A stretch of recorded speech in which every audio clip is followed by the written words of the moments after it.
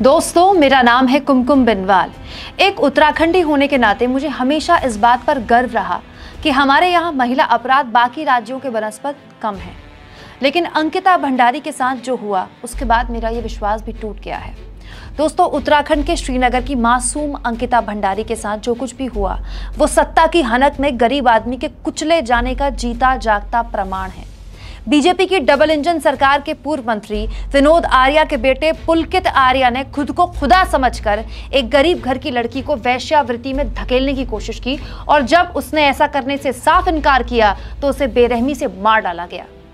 जैसे ही मामला छोटे से राज्य उत्तराखंड से निकलकर सोशल मीडिया के जरिए देश की नजरों में आया, तब जाकर सरकार परिवार की सुनने पहुंची और रातों रात बाप बेटे को पार्टी से निकाल दिया गया, बीजेपी से निकाल बाहर किया गया, बेटे को जेल में डालकर मामले को रफा दफा करने की कोशिश की गई। और तो और रातों रात बीजेपी नेता के लड़के के उस रिजॉर्ट पर भी बुलडोजर चला दिया गया जहां अंकिता के साथ अत्याचार की बेदर्द दास्तान शुरू हुई थी।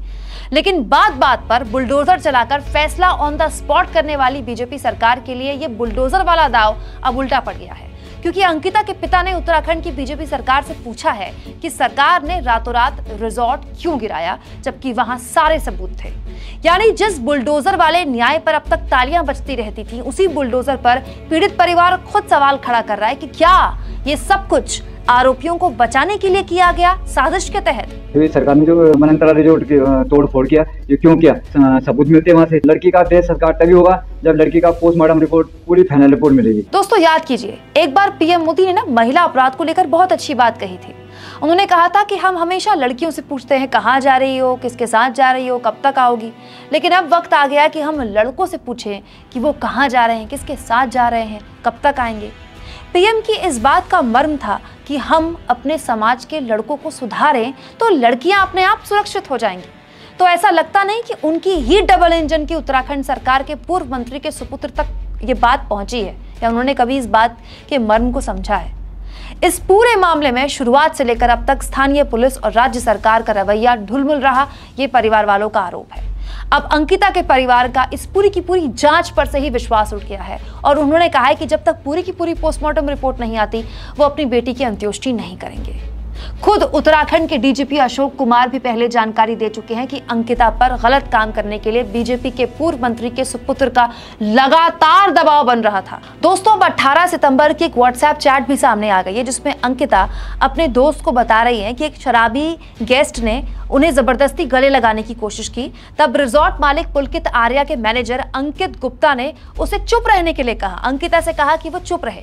चैट में आगे 19 साल की खुददार लड़की कहती है कि मैं गरीब हो सकती हूँ लेकिन 10,000 रुपए के लिए खुद को बेचूंगी नहीं।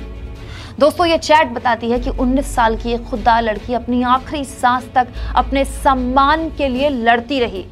शायद कोई एक पल आया होगा जब उसे एहसास हो गया होगा कि उसे बीजेपी नेता का रसूखदार बेटा जिंदा नहीं छोड़ेगा। फिर भी वो लड़की झुकी नहीं, लड़ती रही। दोस्तों, आज अंकिता तो नहीं रही लेकिन अपने पीछे छोड़े गए सवालों से एक समाज के तौर पर हम सबको झकझोर गई है।